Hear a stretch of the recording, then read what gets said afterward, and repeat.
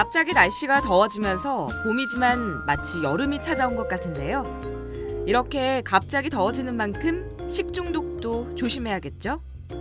기상청에서는 특히 올 초봄과 여름에 고온 현상이 나타나 기온 변화가 클 것으로 전망하고 있습니다. 그만큼 식중독 발생 증가 추세는 한여름까지 이어질 것으로 보이는데요. 오늘은 식중독 예방에 대해 알아볼게요. 첫 번째, 손 깨끗하게 씻기. 음식을 조리 전 혹은 음식을 먹기 전 흐르는 물에 비누로 30초 이상 손을 씻어주세요. 기본 중에 제일 기본이 되는 식중독 예방법이랍니다. 두 번째, 음식을 실온에 2시간 이상 보관하지 않기. 나들이가 많아지는 시기에 식중독 위험이 더욱 높아지는데요. 잘 상하지 않는 음식이더라도 실온에서 2시간 이상 보관하는 것은 위험합니다. 세 번째, 냉장고에 음식 오래 보관하지 않기. 10도 이하의 낮은 온도에서 자라는 균이 있어요. 이뿐 아니라 냉장고 안에서 번식을 중단했다가 냉장고에서 나오자마자 다시 번식을 시작하는 균도 있답니다. 즉, 냉장고에 들어간다고 안전한 음식이 되는 건 아니랍니다. 이 때문에 애초에 냉장고 안에는 오염이 의심되지 않는 신선한 음식만 넣고 최대한 빨리 섭취해주세요. 네 번째, 음식을 해동할 때 전자레인지 이용하기. 꽁꽁 얼어있는 음식을 냉동실에 꺼내서 해동시킬 때 날이 더워지는 시기에는 자연 해동보다는 되도록 전자레인지를 이용해주세요. 한번 해동시킨 음식은 이미 오염된 것일 수도 있어서 다시 냉동실에 넣는 것도 위험하니 삼가주세요. 다섯 번째, 음식은 익혀 먹고 조리도구 소독은 철저히. 물은 꼭 끓여 먹고 음식은 꼭 익혀 드세요. 되도록 날 것은 피하는 것이 좋답니다. 그리고 황색포도 상구균 같은 경우 100도에서 1시간 이상 팔팔 끓여야 없어질 정도로 뜨거운 열에 아주 강해요. 이 때문에 오염이 예상되는 도마나 칼 같은 조리도구는 깨끗이 끓여서 소독을 해주는 것이 좋답니다. 지금까지 소개해드린 식중독 예방 5가지 지켜서 미리 식중독을 예방하고 건강하고 행복한 봄, 여름 보내시길 바랄게요.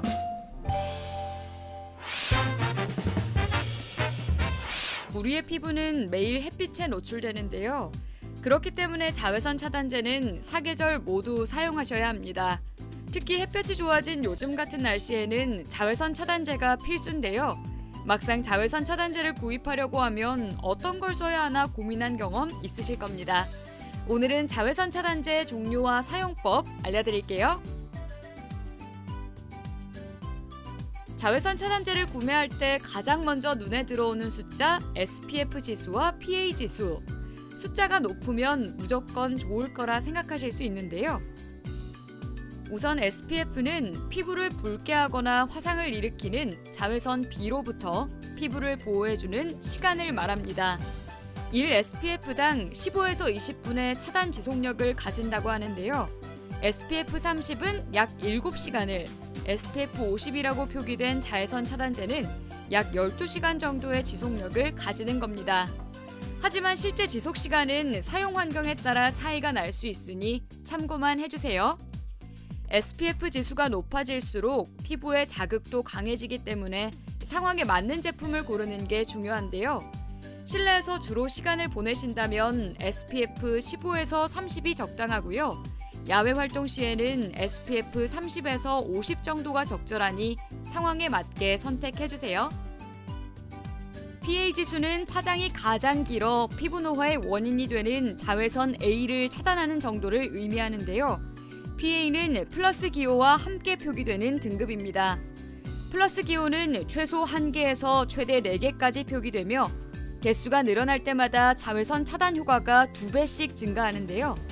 PA 지수가 실질적으로 자외선을 차단하는 수치이기 때문에 PA 수치를 잘 보고 선택하시는 것이 중요합니다. 하지만 PA 등급도 높을수록 피부 자극이 강한 제품이기 때문에 여름철 물놀이나 강한 자외선이 있는 경우가 아니라면 적당한 PA 등급을 선택하시는 게 좋습니다. 실내 활동이 대부분인 경우에는 PA+, 실내외 활동을 병행하는 경우 PA2+, 등산은 PA3+, 물놀이나 야외 활동은 PA4+ 중에 선택하시면 됩니다. 자외선 차단제를 구매할 때 무기자차와 유기자차 자외선 차단제라는 말도 들어보셨을 텐데요. 유기자차는 유기 자외선 차단이라는 의미로 화학 성분들이 자외선을 흡수해서 열로 전환시켜 피부를 보호하는 원리를 가진 자외선 차단제입니다. 유기자차는 투명하고 가벼운 사용감과 모공 내 축적되는 노폐물이 적다는 것, 백탁 현상이 없다는 장점이 있지만 피부에는 자극적이라는 단점이 있습니다. 무기자차는 무기 자외선 차단이라는 의미로 피부에 보호막을 형성해 자외선을 피부 겉에서 반사시키는 방법으로 피부를 보호하는 방식인데요. 무기자차는 피부에 순한 편이고 바른 즉시 효과가 있다는 장점이 있지만 뻑뻑한 사용감과 백탁 현상이 있다는 단점이 있습니다. 이런 특징을 가진 자외선 차단제는 자신의 피부 타입에 맞게 선택하는 것이 중요한데요. 크림, 로션, 스프레이, 스틱 등 다양한 제형 중에 지성 피부는 수분이 많으면서 피지 분비 조절 기능이 있는 오일 프리 제품이 좋고요. 크림보다는 로션 타입의 제품이 좋습니다. 또 건성 피부는 크림 또는 밤 형태가 좋고 보습 성분이 함유된 제품이 좋습니다. 민감성 피부인 경우에는 구매 전에 손목이나 귀 밑 등 피부가 상대적으로 약한 부위의 제품을 테스트한 뒤 화학 성분, 합성 색소, 합성 방부제가 없는 제품을 선택하시는 것이 중요합니다. 자외선 차단제는 외출하기 최소 30분 전에 발라주시는 것이 좋고요. 500원짜리 동전 크기 정도의 양을 얼굴뿐 아니라 목, 귀까지 골고루 발라주셔야 합니다. 또한 SPF와는 상관없이 서너 시간에 한 번씩 덧발라주는 것이 중요한데요. 자외선 차단제를 바른 후에는 차단제의 잔여물이 모공을 막아 피부 트러블을 유발할 수 있기 때문에 폼 클렌저나 비누를 이용해 꼼꼼히 세안하시는 것이 좋습니다. 또 개봉 후에는 6개월 안에 사용하시는 게 좋고요. 용기 뚜껑을 깨끗이 닦아 잘 닫고 냉장고나 서늘한 곳에 보관하면 1년 정도 사용하실 수 있습니다. 본인에게 잘 맞는 자외선 차단제 선택하시고 슬기롭게 피부를 지켜주세요.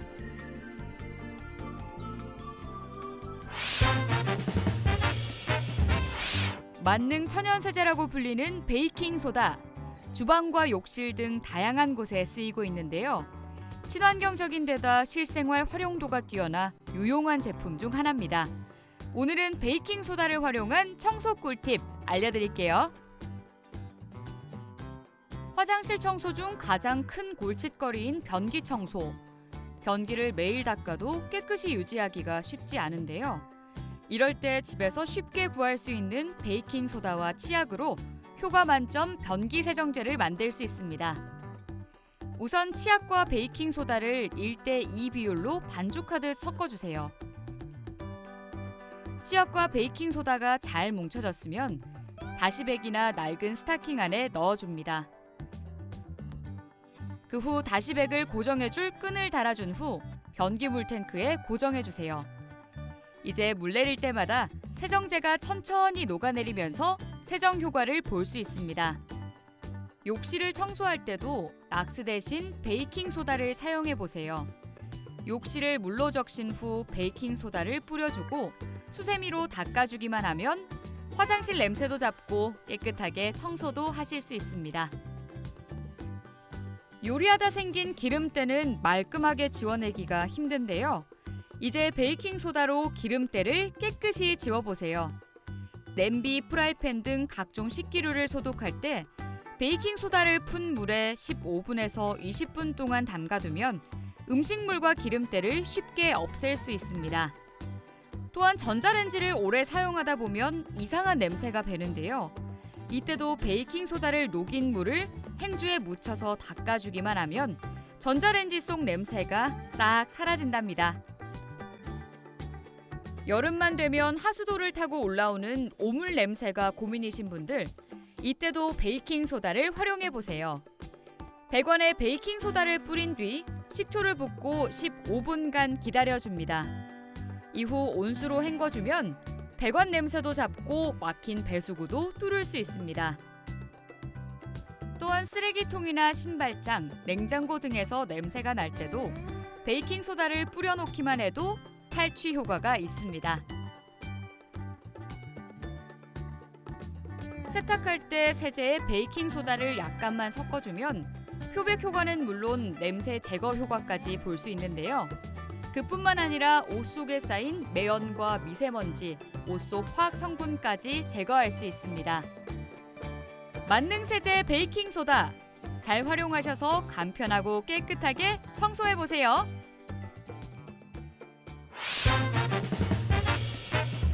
일상생활 속 다양한 용도로 사용 가능한 구연산, 베이킹 소다 못지않은 활용도로 천연 마법의 가루라 불리는데요. 구연산은 레몬류의 과일에서 얻은 무색무취 pH 2 정도의 산성 물질입니다. 오늘은 구연산 활용법 알려드릴게요. 구연산은 가루를 흡입하면 위험할 수 있어 물과 섞어서 구연산수로 만들면 더 편하게 사용할 수 있는데요.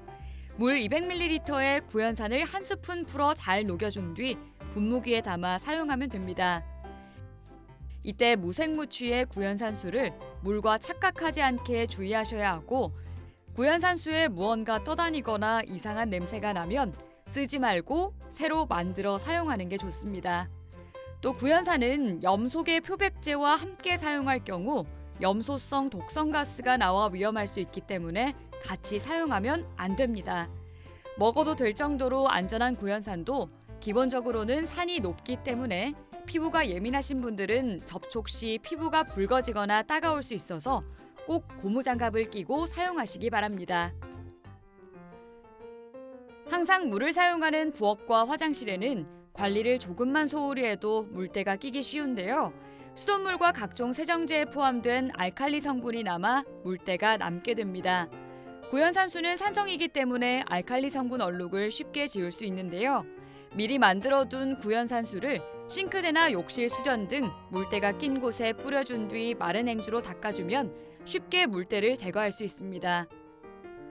또한 매일 사용하는 전기포트나 텀블러에 낀 물때 제거에도 유용한데요. 구연산 한 스푼과 물을 넣고 끓인 후 씻어내면 쉽게 물때를 제거할 수 있습니다. 이렇게 전기포트를 세척한 구연산수를 텀블러에 부어 30분 정도 둔 뒤 씻어내면 텀블러의 물때도 제거할 수 있습니다. 또한 스테인리스 냄비나 식기류에 생긴 무지갯빛 얼룩도 구연산을 푼 물에 담가둔 뒤 헹궈주면 얼룩을 지울 수 있을 뿐만 아니라 소독 효과도 볼 수 있습니다. 옷을 빨 때 좋은 향기와 부드러운 섬유질을 위해 넣은 섬유 유연제에는 각종 화학물질과 미세 플라스틱 등이 포함되어 있는 경우가 많은데요. 옷은 피부에 직접 닿다 보니 더 신경 쓰일 수밖에 없습니다. 이때 100% 천연 제품인 구연산이 섬유 유연제 역할을 대신할 수 있는데요. 식초를 대신 사용하는 분들이 있지만 식초는 특유의 냄새가 있어서 무색무취인 구연산을 활용하시면 좀 더 효과적으로 사용할 수 있습니다. 구연산을 바로 물에 풀어줄 경우 구연산 알갱이가 빨래에 남아있을 수 있기 때문에 구연산을 물에 잘 녹여서 구연산수로 만들어준 뒤 마지막 헹군 과정에서 섬유 유연제 대신 넣어주면 됩니다. 구연산을 활용하면 세탁 시 남아있는 알칼리성 오염을 제거해주고 세탁 후 남은 세제 배출에도 도움을 줍니다. 구연산은 생활용품 소독용으로도 사용하기 좋은데요. 아기 장난감에 구연산수를 뿌려준 후 닦아내면 안전하게 정균 효과를 볼 수 있습니다. 또 쉽게 오염되는 주방 행주도 따뜻한 물에 구연산을 풀어 반나절 정도 담가둔 후 헹궈주면 행주 속 잔여 세제와 세균을 없앨 수 있습니다. 또 음식물이 끼어 세균이 번식하기 쉬운 도마도 구연산수를 뿌려 방치해둔 다음 물로 씻어내면 도마 소독 효과를 볼 수 있습니다. 구연산은 악취 제거에도 효과적인데요. 냄새가 나는 하수구 쪽이나 변기에 뿌려주면 살균도 되고 탈취도 해줘서 일석이조의 효과를 볼 수 있습니다. 또 냄새나는 신발 악취 제거에도 도움이 되는데요. 냄새나는 신발에 구연산수를 뿌려준 뒤 신문지를 넣어 햇볕에 잘 말려주면 신발 냄새 제거에 좋습니다. 마지막으로 구연산을 베이킹소다와 과탄산소다와 섞어 사용하시는 분들도 계실 텐데요. 염기성 세제의 알칼리 성분과 구연산의 산성 성분이 만나면 중화 작용을 일으켜 효과가 떨어지기 때문에 따로 사용하시는 게 좋습니다. 천연 소독 세정제 구연산, 베이킹소다와 구분하셔서 잘 활용해 보세요.